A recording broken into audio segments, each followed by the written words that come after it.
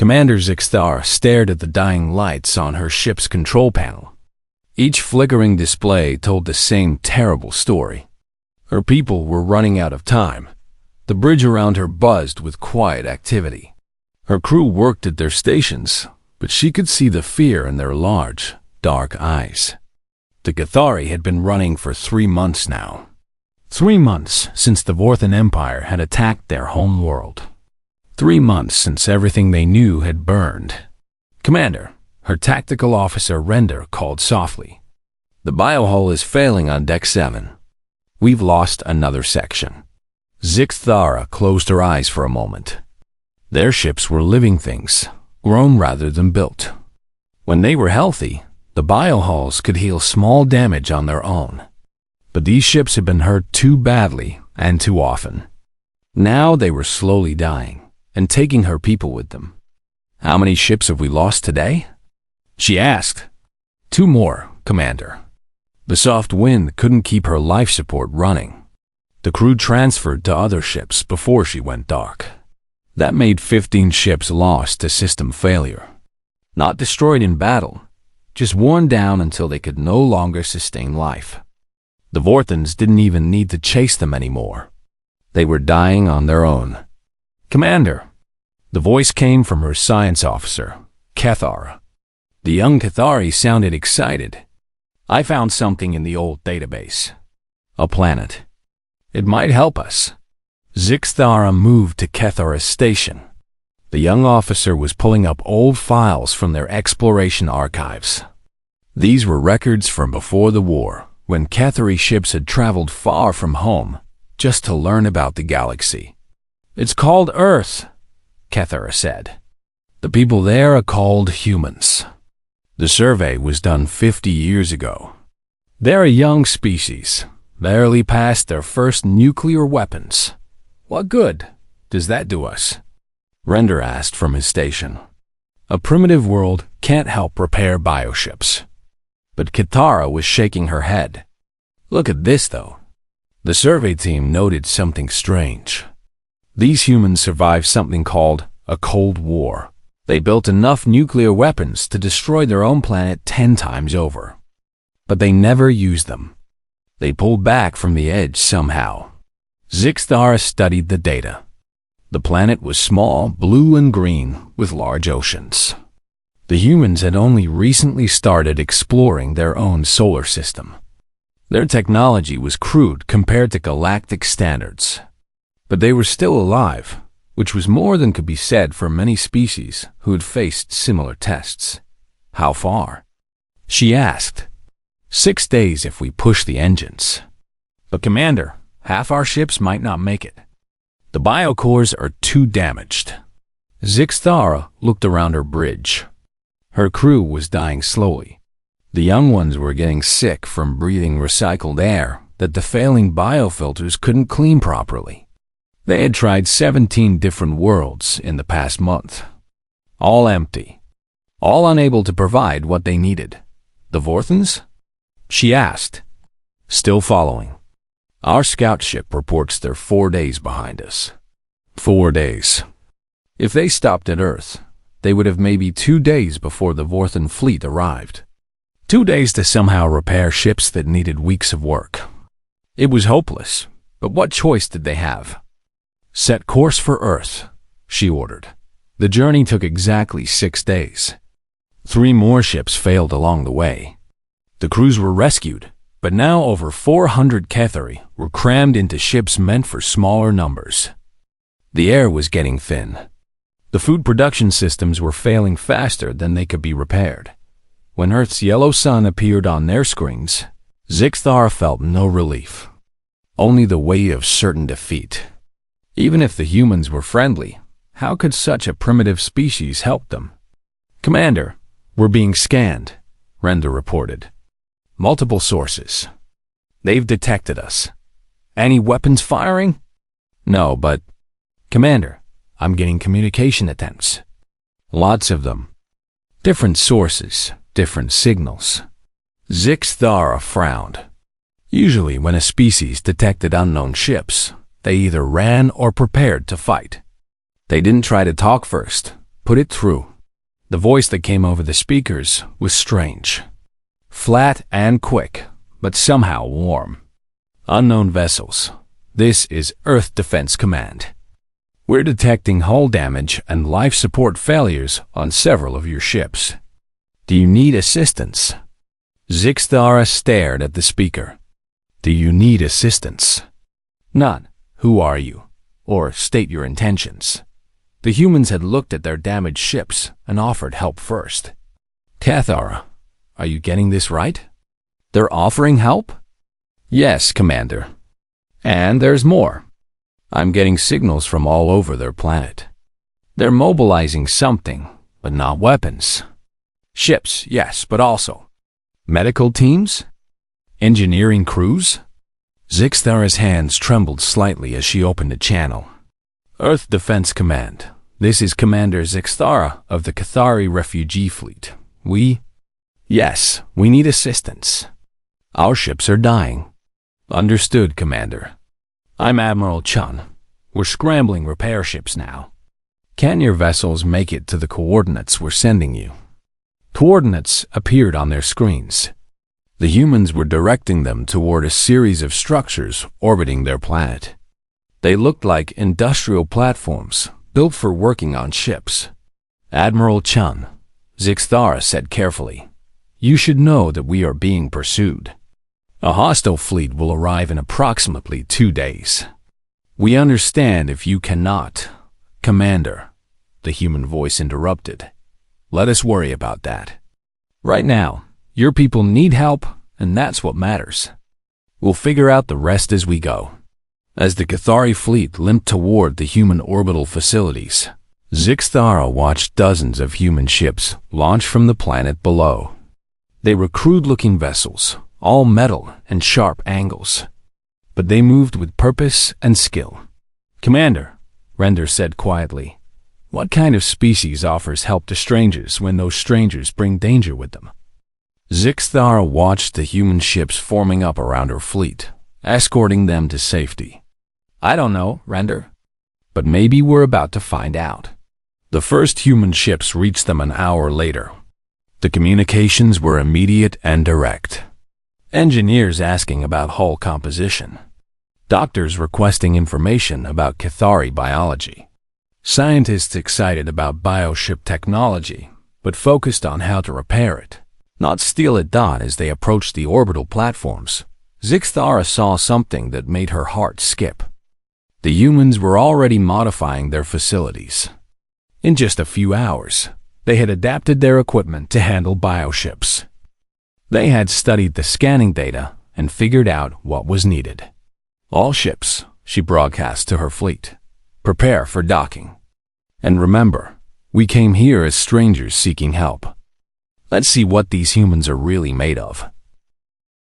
Admiral Sarah Chun had been in charge of Earth's orbital defense for 8 years. In that time, she had planned for many things. Asteroid impacts, solar flares, even the possibility of hostile alien contact. But she had never planned for refugees. Admiral, the lead ship is requesting permission to dock at Platform 7, her communications officer reported. Granted. And Lieutenant Morrison? Make sure our medical teams are ready.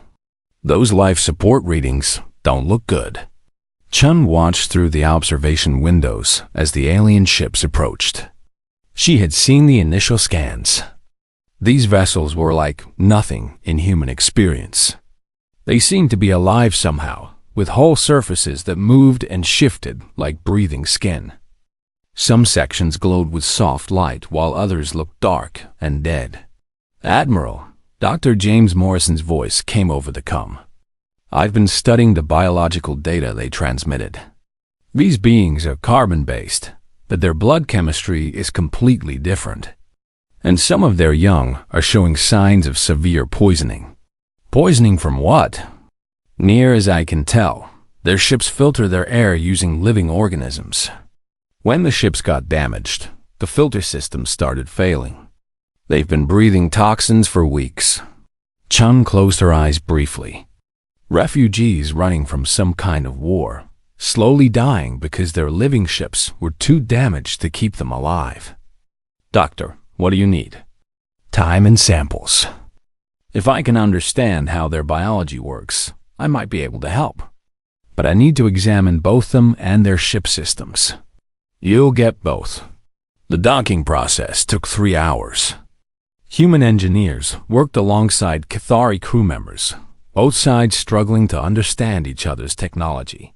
The language barriers were overcome quickly using translation software, but the technical differences were enormous. Chief Engineer Rosa Delgado found herself staring at a Cathari ship's power core.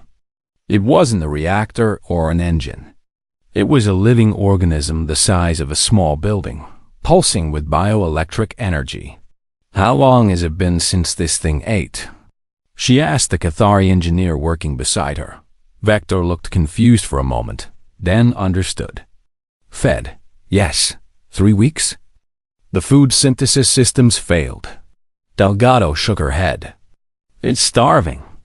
That's why your power systems are failing. She turned to her team. Rodriguez, get me everything you can find about bioenergy conversion. Thompson, start working on some kind of nutrient solution. This poor thing is dying of hunger. Meanwhile, Dr. Morrison was having his own revelations. The Cathari who had volunteered for medical examination were unlike anything he had ever seen. Tall and slim, with large dark eyes and skin that seemed to shimmer slightly in the light. But more interesting was how they seemed to be connected to each other. Commander Zixthara, he said to the Cathari leader, when one of your people experiences something, do the others know about it? To some degree, yes. We share thoughts and feelings through what you might call a biological network. It helps us work together on our ships. Morrison nodded. That explained how their crews could operate such complex living vessels. But it also meant that when some of them were sick, all of them felt it. The suffering was shared by everyone. Doctor, Zixthara continued, your people have been very kind. But you should know that our pursuers will arrive soon. The Vorthans show no mercy to those who help their enemies. Tell me about these Vorthans. Zixthara's expression grew dark. They are an empire built on conquest. Any species that refuses to surrender completely is destroyed. Not enslaved, destroyed. They have ended 17 civilizations in the past century. Morrison stopped working and looked at her directly. Genocide. Yes, that is your word for it. Morrison was quiet for a moment. Then he activated his comm unit. Admiral Chun, please come to Medical Bay 3. There's something you need to hear. When Admiral Chun arrived, Morrison quickly explained what he had learned. Chun listened without interrupting, her expression growing harder with each detail. So these Vorthans, she said finally, they don't just conquer. They completely destroy any species that won't submit. Yes, Zixthara said. We refuse to surrender our independence. So they came to end us entirely. My people are all that remain of our civilization. Chun was quiet for a long time. Then she looked directly at Zixthara. Commander, how long do we have before they arrive? Perhaps 36 hours. And how big is their fleet? 60 ships. All military. All designed for destruction. Chun nodded slowly. Commander, I need to ask you something important. If we help you repair your ships, will you be able to escape? Or will they just hunt you down again? Zixthara looked surprised by the question. Admiral, even repaired, we are not a military fleet. We are refugees with some defensive weapons. We cannot fight a force like that. I wasn't asking about you fighting them alone. The meaning of Chun's words slowly became clear to Zixthara. Admiral, your people have just discovered they are not alone in the galaxy.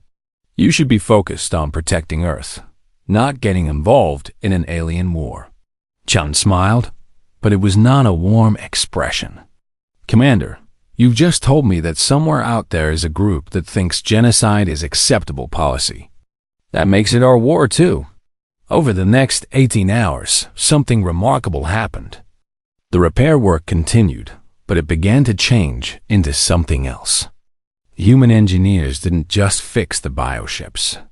They improved them.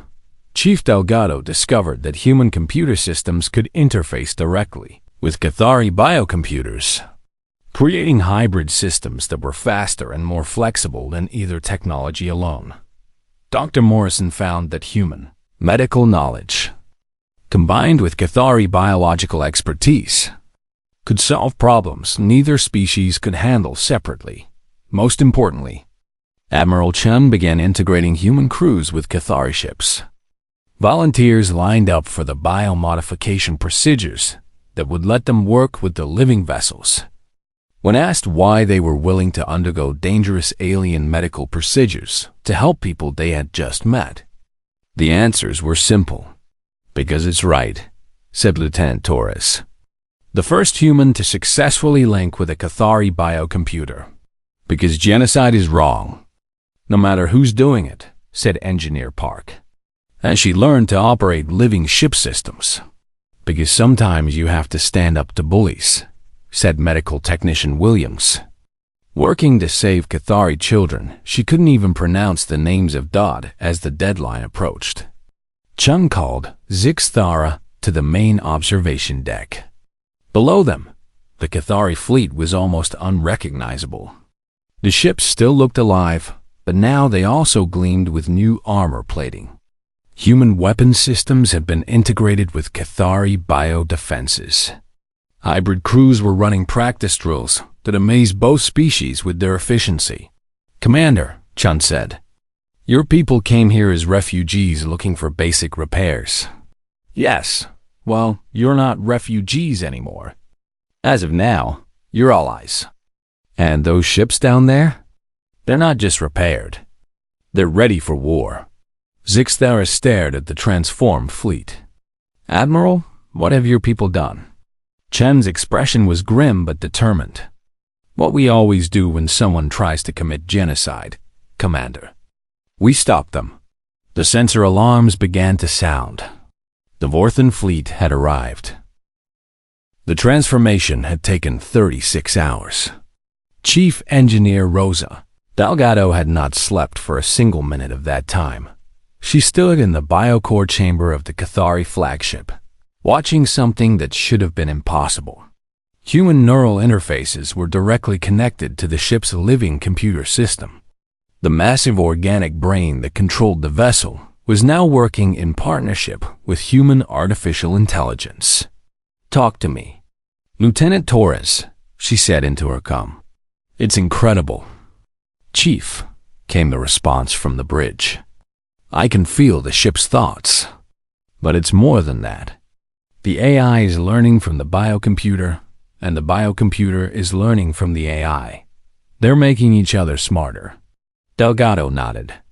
When they had first tried to integrate human technology with Cathari biosystems, everyone expected problems. The two approaches to space travel were completely different. Humans built machines to serve them. Cathari grew partners to work with them, but somehow, the combination worked better than either system alone. Chief, called Engineer Park from across the chamber. You need to see this. Delgado moved to Park Station, where the young engineer was monitoring the ship's repair systems. The biohull was not just healing itself anymore. It was actually improving, growing stronger and more flexible than before. How is that possible? The human nano-repair systems are teaching the biohull new patterns, Park explained. It's learning to incorporate metallic structures without losing its living properties. Look at this section here. On the screen, Delgado could see hull sections that gleamed like metal but moved and flexed like living tissue. The ship was becoming something new. Not fully biological like original Cathari vessels. Not purely mechanical like human ships. Something in between that seemed to have the advantages of both. Across the orbital platform, Dr. Morrison was making his own discoveries. The medical bay was full of both humans and Cathari. working together to solve problems neither species could have handled alone. "Doctor," said medical technician Williams, "the biomodification procedure on Ensign Jackson was successful. He's now able to interface directly with Cathari life support systems." Morrison checked the readings.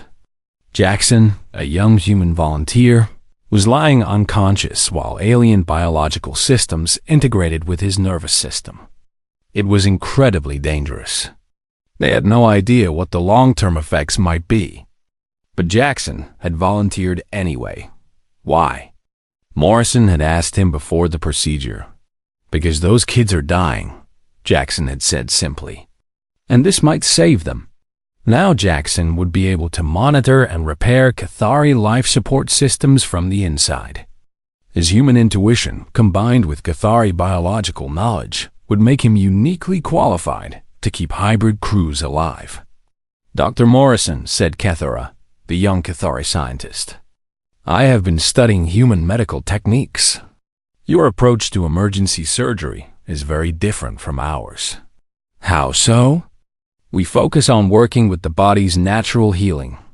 You focus on fixing what is broken, even if it means forcing the body to accept changes. Both approaches have advantages." Morrison smiled. "Want to try combining them?" The result was a new form of medical treatment that was part surgery, part biological engineering.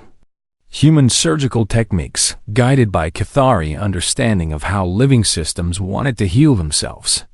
They saved 3 Cathari children who would have died from system poisoning and helped 2 human volunteers recover from biomodification, procedures that had gone wrong. But the most important changes were happening in the command centers. Admiral Chun stood on the bridge of the hybrid flagship, watching as human and Cathari officers worked side by side. The integration was remarkable. Human quick thinking and adaptability combined with Cathari shared consciousness and biological intuition. "Admiral," said Lieutenant Torres. His eyes closed as he interfaced with the ship's biocomputer. "I'm getting tactical data from all ships in the fleet. The bio-network is sharing information faster than any communication system we've ever built." Commander Zixthara, standing beside him, nodded. "And your tactical computers are processing that information in ways we never could. Together, we can see patterns in space combat that neither species could detect alone." Chun pulled up the fleet status display. 28 ships, all transformed. The smallest was twice as powerful as it had been before the humans arrived. The largest was something entirely new, a bioship with human weapons, human armor, and hybrid crews that could think and react faster than anything else in known space. "Admiral," called the communications officer, "we're getting long-range sensor readings. The Vorthan fleet has entered the outer system." "How many ships?" 60. As the commander predicted. "All military vessels. They're moving in standard attack formation." Chun nodded. "Time until they reach us?" 4 hours, Admiral. 4 hours to test systems that had never been used in combat. 4 hours to see if the most unlikely alliance in galactic history could actually work. "Commander Zixthara," Chun said, "what do the Vorthans expect to find when they get here?" "A defeated refugee fleet. Easy targets for destruction. And instead?" Zixthara looked at the display showing their transformed ships. Hybrid crews were running final system checks. Weapons that combined human firepower with Cathari biological adaptation were coming online. The bio-network was connecting all ships into a single, unified fighting force. Instead, they will find something they have never encountered before, she said. Chun smiled grimly. "Good. Let's make sure they remember this lesson." The final preparations took 3 hours. Human volunteers continued to undergo biomodification procedures right up until the last moment. Cathari crew members learned to operate human weapon systems they had never seen before. Engineers on both sides worked to integrate technologies that had developed on opposite sides of the galaxy. Most remarkably, The crews themselves were changing. Humans plugged into the Cathari bio-network found themselves thinking and feeling as part of a larger group consciousness. Cathari, working with human computer systems, discovered new ways of processing information and making quick decisions. Admiral, Lieutenant Torres reported, "All ships report ready for combat." "But Admiral, I need to tell you something. Being connected to the bio-network, feeling what the Cathari feel, I understand now why they couldn't surrender to the Vorthans." "What do you mean?" "When you're part of a group consciousness like this, the idea of one group completely destroying another isn't just wrong. It's impossible to even think about. For the Cathari, genocide isn't just evil. It's literally unthinkable." Chun understood. The Cathari hadn't refused to surrender because they were stubborn. They had refused because their entire way of thinking made the Vorthan demands impossible to accept. "And that's why they need our help," she said. "No, Admiral," Torres said, opening his eyes and looking directly at her. "That's why we need to help them. Because if we don't stop the Vorthans here, they'll keep destroying species until they find one that can't be destroyed. And that might be us." The sensor alarms began to sound again. The Vorthan fleet was approaching the inner system. "All ships," Chun broadcast on the combined human-Cathari network. "This is Admiral Chun. Today we fight not just for Earth or for the Cathari. We fight for the idea that different species can work together instead of destroying each other. Show them what that cooperation can accomplish." The hybrid fleet moved to intercept. 28 ships against 60. But these were not the same ships that had limped into Earth orbit as refugees. These were something new. Something that combined the best of two very different civilizations. As they moved into formation, the bio-network hummed with shared thoughts and feelings. Human determination and Cathari compassion flowed together. Individual crews became part of a larger whole, while still keeping their unique strengths. Fleet Admiral Korthvan of the Vorthan Empire, Chun broadcast on an open channel. "You are ordered to withdraw from this system immediately." The response came back quickly, full of arrogance. "Primitive species, stand aside. We have come for the Cathari criminals. Do not interfere, or you will share their fate." Chun looked at Commander Zixthara, who nodded grimly. "Fleet Admiral Korthvan," Chun replied, "you've made a mistake. You came here expecting to destroy refugees. Instead, you found allies. And we're about to show you the difference." Fleet Admiral Korthvan had destroyed 17 civilizations in his military career. He knew what defeat looked like. He also knew what easy victory looked like. This should have been an easy victory. The sensor reading showed only 28 ships opposing his force of 60. According to his intelligence, the Cathari refugees had been running for months with damaged vessels and failing systems. Even if the primitive humans were helping them, how much could a species that have barely left their own planet accomplish?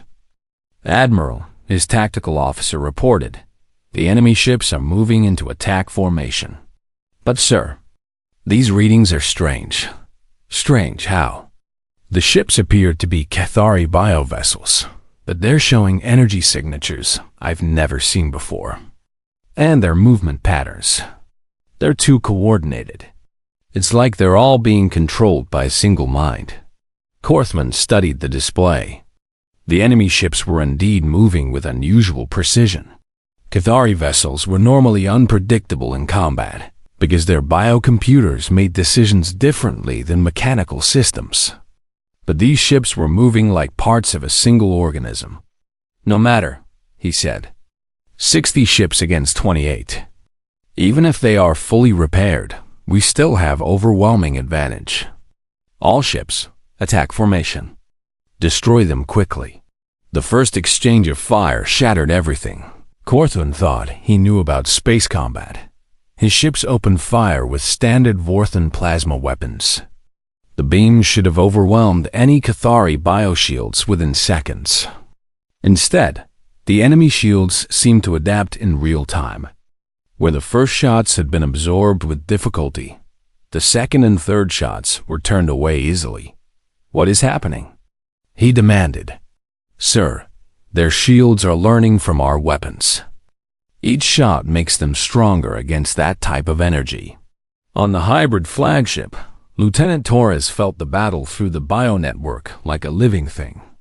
Every shot fired, every shield impact, every tactical decision flowed through the shared consciousness that connected all the allied ships. "They're using standard plasma weapons," he reported to Admiral Chun. "The bioshields are adapting quickly. Weapon status? All human weapon systems ready. But Admiral, the bio-network is suggesting something. Instead of firing all at once, it wants to use a pattern attack." Chun frowned. "Explain." Commander Zixthora answered. "In the bio-network, individual thoughts combine to create something larger. The ships want to do the same thing with weapons fire. Not just attacking as individual vessels, but creating a pattern that's more than the sum of its parts. Do it." The hybrid fleet's response was unlike anything ever seen in galactic warfare. Instead of each ship firing independently, the 28 vessels fired in a complex, interwoven pattern.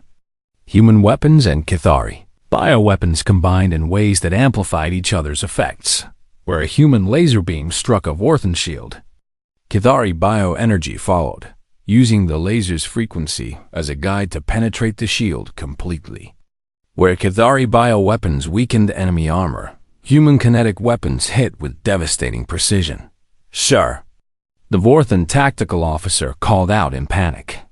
"We've lost 3 ships. And sir, the enemy weapons are adapting too. Each time they fire, they're learning how to hurt us better." Korthvin watched in disbelief as his overwhelming force began to crumble. The enemy ships moved like they were dancing, each one protecting the others while striking with impossible coordination. When his ships tried to focus fire on single targets, the other enemy vessels would instantly adjust their positions to intercept the attacks. "How are they doing this?" he demanded. "Sir, it appears their crews are sharing information instantly across all ships. They're fighting like a single organism with 28 bodies. But the real shock came when the enemy ships began to repair themselves during combat." Chief Engineer Delgado watched through the bio-network as Vorthan fire damaged one of their vessels.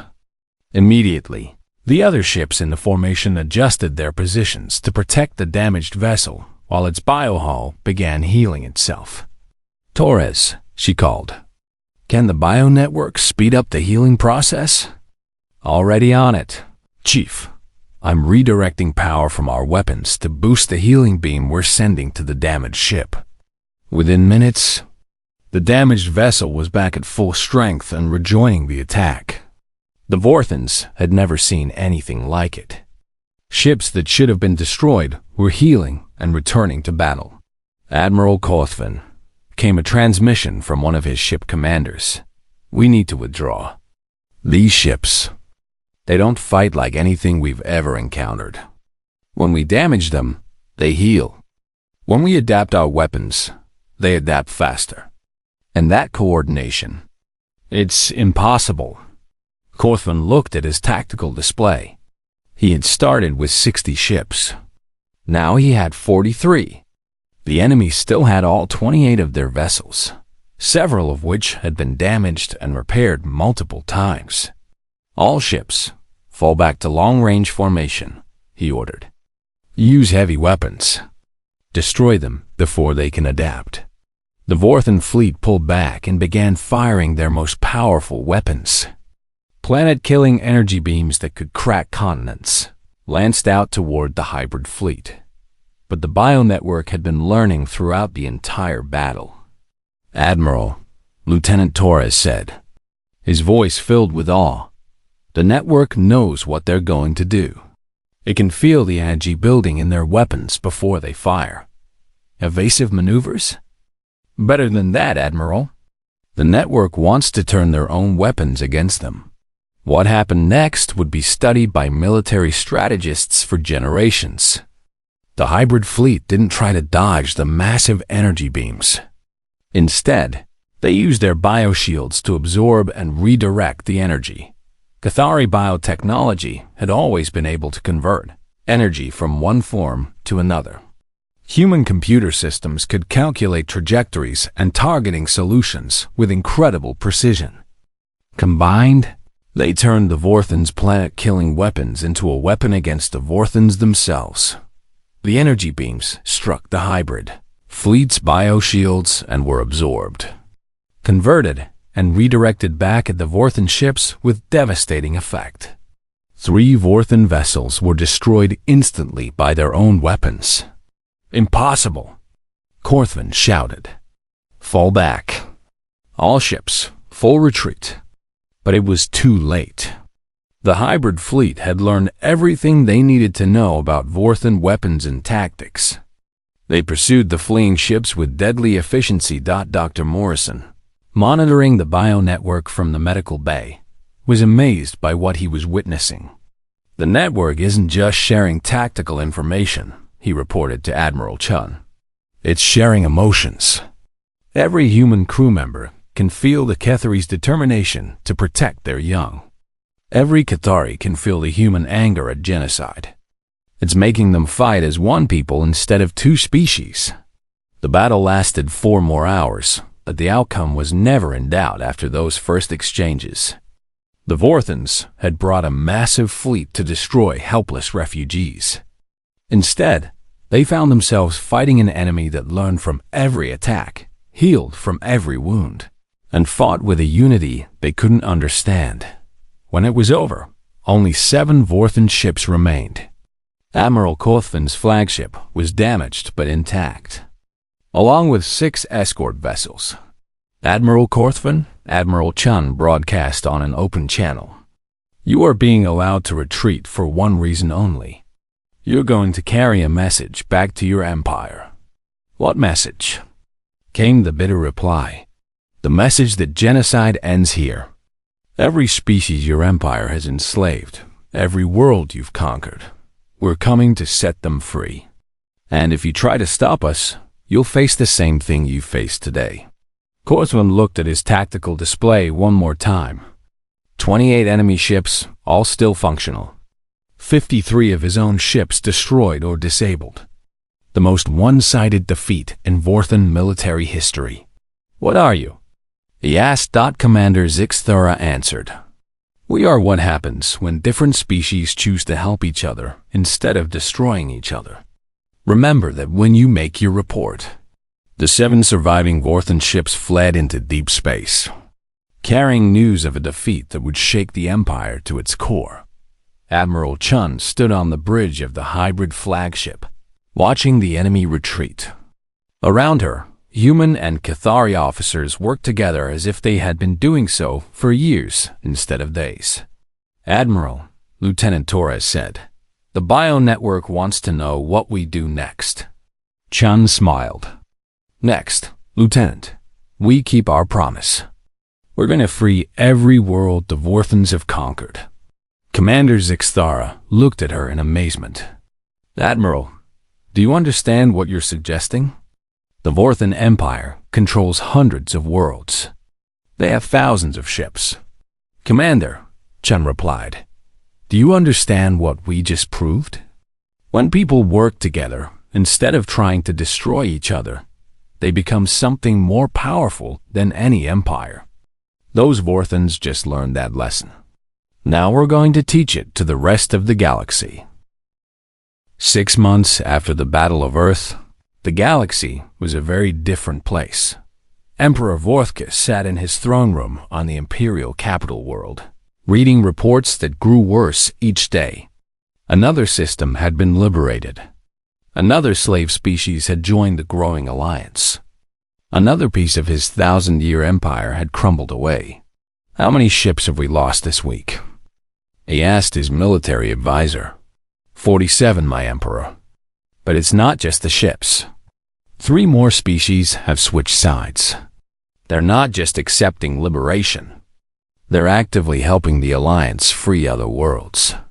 The Emperor stared at the galactic map that dominated one wall of his throne room. Red markers showed Imperial territory. Blue markers showed Alliance territory. 6 months ago, the map had been almost entirely red. Now, nearly half the galaxy was blue, and more systems were changing every day. Explain to me again how this is possible. His advisor, a veteran of dozens of conquered worlds, struggled to find words. My Emperor, they fight differently than any enemy we've ever faced. When we destroy one of their ships, 3 more appear to take its place. Species we conquered decades ago are somehow building fleets stronger than anything they ever had before. And their technology? It gets better every time we fight them. They study our weapons and develop countermeasures within days. They share their technological advances with every species that joins them. A race that was using stone tools last year is now flying ships that can match our best vessels. The Emperor walked to his window and looked out at the capital city below. For 1,000 years, this planet had been the center of the greatest empire in galactic history. Tribute from hundreds of worlds had built the magnificent towers and monuments that stretched to the horizon. The fear and obedience of countless species had maintained order across the galaxy. Now, that empire was falling apart, not because of military defeat, but because of something the Emperor had never considered possible: willing cooperation between different species. On the liberated world of Kethavala, former Vorthan slave world, Dr. Morrison was witnessing something extraordinary. The planet's native species, the Keth, had been reduced to subsistence farming under Vorthan rule. Their technology had been stripped away, their culture suppressed. Their population kept barely alive to provide labor. But now, 6 months after liberation, Kethavala was thriving. "Doctor," said Victhara, the Keth planetary leader, "your people's agricultural techniques have increased our food production by 300%. Combined with Cathari bioengineering, we can feed not just our own people, but refugees from 3 other liberated worlds." Morrison smiled as he looked out over the vast farms that covered the planet's main continent.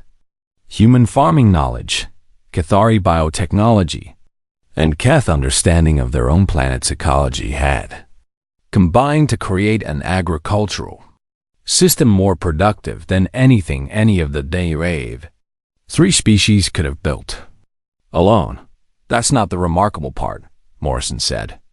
"The remarkable part is that 6 months ago, your species didn't trust anyone who wasn't Keth. The Cathari had never shared their biotechnology with anyone, and we humans had never even imagined working with alien species. Now look at us." Indeed, the farms below were tended by mixed crews of humans, Cathari, and Keth working together as if they had been doing so for generations. Children from all 3 species played together in the fields, learning each other's languages and customs naturally. But Kethavala was just one example. Similar transformations were happening throughout Alliance space on the Korath homeworld. Human engineering had combined with Korath mineral expertise to build space elevators that could lift entire cities into orbit. The Korath, who had been miners and diggers under Vorthan rule, were now building some of the most advanced space construction projects in the galaxy. On Tith Prime, Cathari biotechnology had helped the insectoid Tith develop new forms of hive mind communication that could coordinate entire planetary populations. The Tith, in return, had shared their understanding of swarm tactics, creating new forms of space combat that made Alliance fleets incredibly difficult to defeat. Admiral Chum stood on the bridge of the Alliance flagship, reviewing the latest reports from across liberated space. The ship itself was a marvel that represented everything the Alliance had become, built using technologies from 15 different species, crewed by representatives of dozens of worlds, and powered by energy systems that no single species could have imagined. "Admiral," reported Lieutenant Torres, now wearing the insignia of the Alliance Navigation Corps. "We're receiving surrender offers from 3 more Vorthan systems. They want to join the Alliance rather than fight." "Standard terms?" "Yes, Admiral. Complete autonomy for local species, shared technology exchanges, and protection from Imperial retaliation." Chun nodded. The Alliance had learned early that conquest and forced conversion were Vorthan methods. Their approach was different. Every world that joined did so voluntarily, and every species maintained its independence while contributing to the larger whole. And the Emperor's response to our latest message? Still no reply to the peace offer, Admiral. Chen wasn't surprised. They had been sending peace proposals to the Vorthan Emperor for 3 months now. The terms were simple. End the policy of genocide, release all remaining slave worlds, and join the Galactic Alliance as equals rather than conquerors. In return, the Empire would be allowed to keep its core worlds and maintain its independence. So far, the Emperor had refused to even respond. Commander Zixthara, now serving as Alliance liaison to liberated Cathari colonies, joined Chun on the bridge. "Admiral, we've received word from the Cathari survivors scattered throughout Imperial space. They're requesting permission to join the liberation fleets." "How many?" "Nearly 1 million individuals on 17 different worlds. The Emperor has been holding them as hostages, but they're willing to fight their way out if we can provide support." Chun considered this. 1 million Cathari would significantly strengthen the Alliance's bioship capabilities, but it would also mean direct assault on heavily defended Imperial worlds. What does the bio-network think? Zixthara closed her eyes briefly, consulting the vast shared consciousness that now connected Cathari across the galaxy. "The network believes the time has come for final action. The Emperor will never accept peace terms. He would rather destroy everything than admit that cooperation is stronger than conquest." "And the other Alliance species?" "The Korath vote for war. The Tith vote for war. Even the peaceful Velans believe that sometimes force is necessary to stop greater violence. The newer species are following the lead of their liberators." Chun looked out at the starfield beyond the ship's windows. Somewhere out there, the Vorthan Emperor was making his own decisions about the future of the galaxy. She suspected those decisions would force the Alliance's hand. The answer came 3 days later. "Admiral," Torres called out urgently, "we're getting emergency transmissions from the health system. The Emperor has ordered the destruction of all remaining slave worlds. He's implementing what he's calling the final solution." Chun felt her blood turn cold. Rather than accept defeat, the Emperor had decided to destroy every species he couldn't control. It was genocide on a scale that would make everything the Vorthans had done before seem small. "How long do we have?" Intelligence estimates 12 hours before the first extermination fleets reach their targets. Chun activated the Alliance communication system. "All ships, all worlds, emergency protocols. The Emperor has chosen to commit total genocide rather than accept peace. We're implementing Operation Liberation Dawn immediately." Across Alliance space, the largest fleet in galactic history began to move. 5,000 ships representing 43 different species, all united by a simple principle. No species had the right to destroy another. The final battle of the war lasted 18 hours. When it was over, the Vorthan Empire existed only as a historical memory. But unlike the Empire's victims, the Vorthans themselves were not destroyed. Imperial worlds that surrendered were accepted into the Alliance. Former Imperial citizens who renounced genocide were welcomed as equals. Emperor Vorthkis, captured alive in his throne room, faced a choice that no Vorthan emperor had ever been offered: trial for war crimes. or exiled to a peaceful world where he could live out his days without power. Why? He asked Admiral Chun as she stood in his former throne room. Why offer mercy to someone who tried to destroy you? Chun looked around at the magnificent room that had been the center of a genocidal empire. Representatives from dozens of species were already working together to convert it into a memorial for the empire's victims. Because, she said simply, that's the difference between us and you. You believed that strength came from destroying anyone who was different. We know that real strength comes from helping different people work together. 3 years later, the former Vorthan capital world hosted the first Galactic Council.